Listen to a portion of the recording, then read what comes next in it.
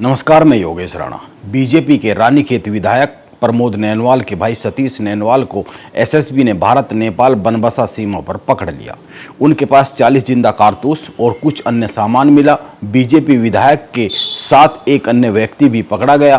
BJP विधायक के भाई के पास जब वो पकड़ा गया उस वक्त इन 40 जिंदा कारतूसों को लेकर कोई दस्तावेज नहीं थे। एसएसबी ने विधायक के भाई और अन्य दूसरे व्यक्ति को लोकल पुलिस यानी बनबसा पुलिस को सौंप दिया। पुलिस को पूछताछ में विधायक के भाई ने बताया उसके पास असलहा का लाइसेंस है जो कि घर पर है। वो गलती से इन कारतूस को बैग में लेकर आ गया, उसको पता नहीं था बैग में कारतूस रह गए हैं। पुलिस ने केस दर्ज कर लिया, विधायक के भाई को नोटिस जारी कर दिया और असलहा का लाइसेंस दिखाने की मोहलत दे दी। जैसे ही विधायक के भाई को लेकर यह खबर सामने आई, उत्तराखंड में एक राजनीतिक भूचाल आ गया। कांग्रेस के सीनियर नेता हरीश रावत ने तुरंत ही एक प्रेस कॉन्फ्रेंस कर दी और बहुत ही गंभीर सवाल उठा दिए। अन्य सभी पक्षों की ओर से भी बयान आया। बीजेपी के महेंद्र भट्ट प्रदेश अध्यक्ष का उनका भी बयान आया और विधायक जो बीजेपी के हैं उनका भी बयान आया। जो विधायक के भाई हैं जिनके पास जिंदा कारतूस मिले उनका भी बयान आया और सच क्या है इसको लेकर भी बहुत सारी बातें होने लगी। लेकिन पहले हरीश रावत के गंभीर सवालों पर बात करनी चाहिए क्योंकि हरीश रावत बहुत गंभीर बात कह रहे हैं।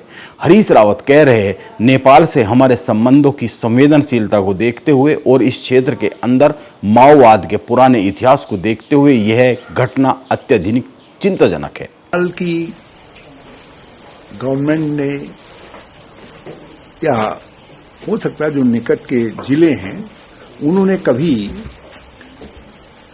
हमारे लगे हुए जिलों की प्रशासन से ये कहा था कि कुछ ऐसी गतिविधियां हो रही हैं जो चिंता का विषय है। नेपाल से हमारे संबंधों की संवेदनशीलता को देखते हुए और इस क्षेत्र के अंदर माओवाद के पुराने इतिहास को देखते हुए ये घटना अत्यधिक चिंताजनक है और ये और चिंताजनक हो जाती है जब हम देखते हैं कि सत्ता प्रतिष्ठान देहरादून से दिल्ली तक इस घटना को दबाने की कोशिश कर रहा है, इसको हसप करने की कोशिश कर रहा है।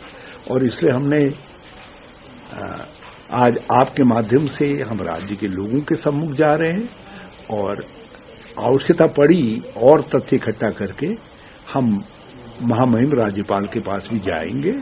हरीश रावत अपने आरोप में यह भी कह रहे हैं घटना उस वक्त और अधिक चिंताजनक हो जाती है जब सत्ता प्रतिष्ठान देहरादून से लेकर दिल्ली तक इस घटना को दबाने की कोशिश में लग जाता है।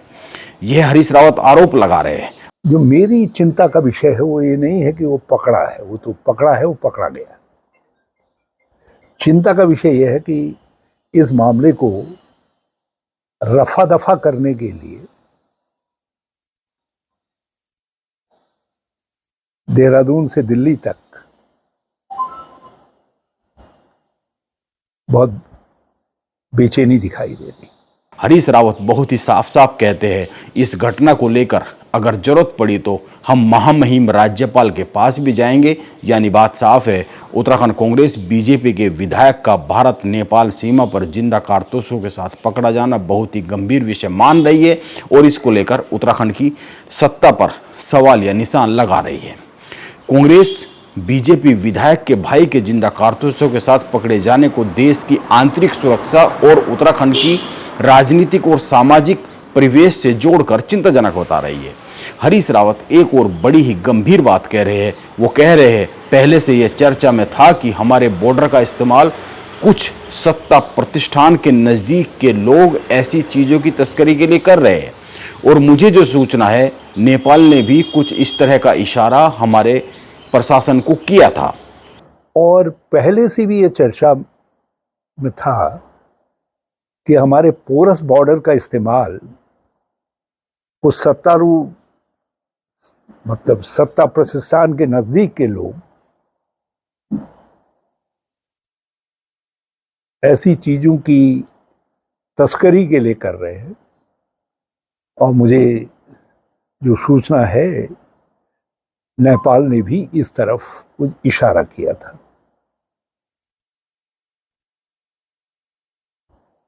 एसएसबी ने दो लोगों को, जिनमें से एक सत्ता प्रतिष्ठान के अत्यधिक निकट का व्यक्ति है, वो उसको पकड़ा है। ये हरीश रावत कह रहे। हरीश रावत का यह आरोप बहुत ही गंभीर है। वैसे हरीश रावत ने मीडिया के जरिए एक सवाल भी उठाया है, उनका सवाल सुना जाना चाहिए, उसके बाद आगे बात को बढ़ाते हैं। मैं एक सवाल आपके माध्यम से करना चाहता हूं कि आखिर कहां तक गिरावट जारी?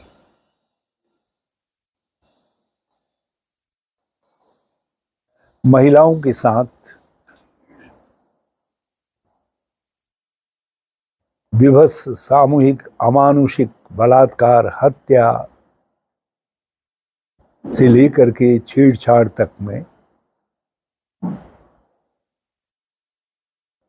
अधिकांश नाम या तो सत्ता प्रतिष्ठान का प्रसाद पाए हुए लोगों का नाम आ रहा है, या ऐसे लोगों के नाम आ रहे हैं जो उनके पदाधिकारी हैं,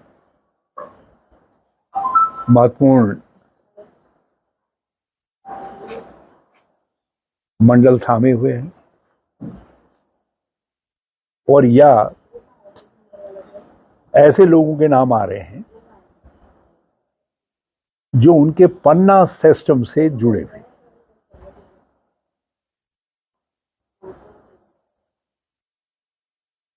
और यदि हम अंकिता हत्याकांड से लेकर लालकुआ सल्ट तक की यात्रा करते हैं, स्मृति को टटोलते हैं, खुरेसते हैं, तो हम ये देखते हैं कि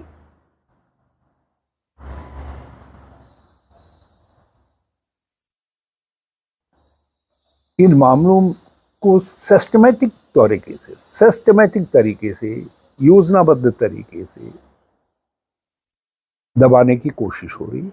जैसा मैंने कहा अभी कि आंतरिक सुरक्षा से जुड़े हुए इस मामले को भी दबाने की कोशिश हो रही है और इन मामलों को भी दबाने की कोशिश हो रही है। यदि अंकिता भंडारी वाले में वो वीआईपी कौन जो सवाल था, उसका सत्ता ने निदान कर दिया होता, उस आदमी तक पहुंच पकड़ गई होती, तो आज इस तरीके से सत्ता और सत्ता के निकट के लोग या सत्तारूढ़ दल के लोग निरंकुश नहीं दिखाई देते। हरीश रावत ने यह भी कहा, इस तरह के मामलों में मैं कोई कल्पना का उपयोग नहीं करता हूं, मैं तथ्यों का उपयोग करता हूं, मैं तथ्यों का उपयोग कर रहा हूं, इसीलिए यह घटना चिंता का विषय है। हरीश रावत की बातों पर सरकार और प्रशासन का पक्ष आना चाहिए, हो सकता है आ ही जाए, लेकिन सवाल यह है कि क्या बीजेपी विधायक के भाई का कारतूसों के साथ पकड़ा जाना इतना बड़ा मामला बन जाता है, वो भी उस स्थिति में जबकि विधायक के भाई के पास असलहा का लाइसेंस है, कारतूसों की खरीद से जुड़े हुए कागज है, जैसा कि विधायक और विधायक के भाई कह रहे।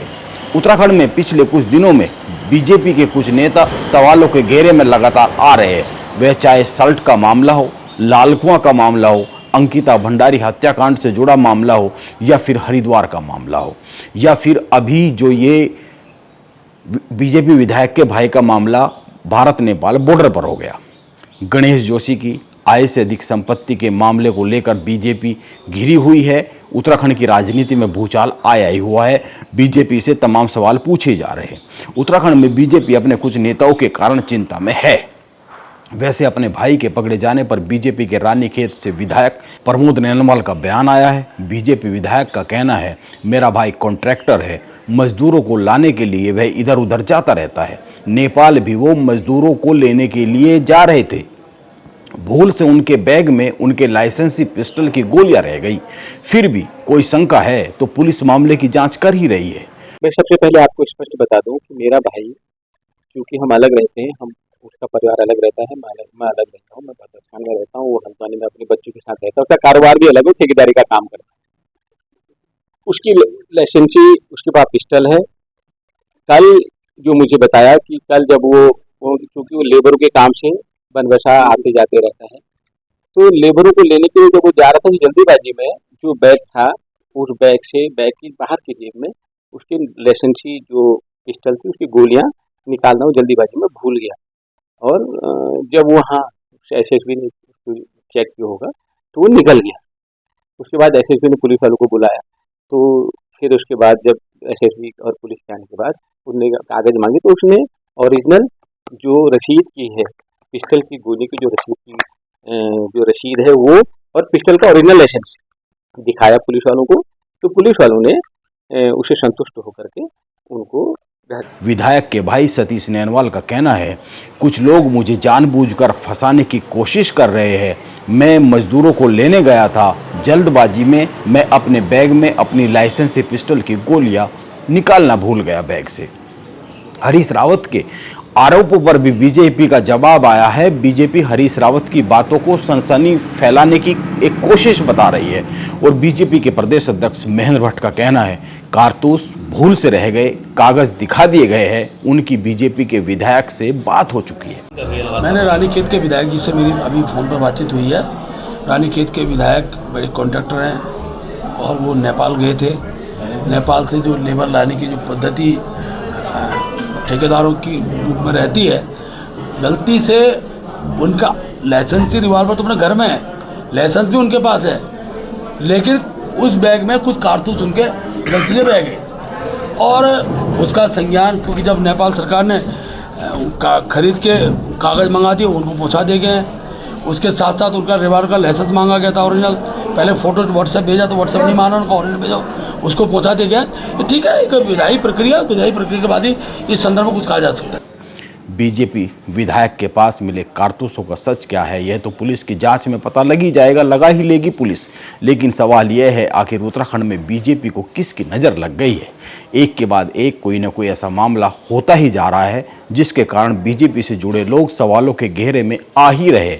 अभी निकाय चुनाव होने हैं और केदारनाथ उपचुनाव को लेकर भी घेराबंदी शुरू हो गई है। जमीन पर काम शुरू हो गया है। कांग्रेस ने मुद्दे उठाने शुरू कर दिए हैं और उत्तराखंड सरकार ने भी अपने मंत्रियों को वहां पर लगा दिया है।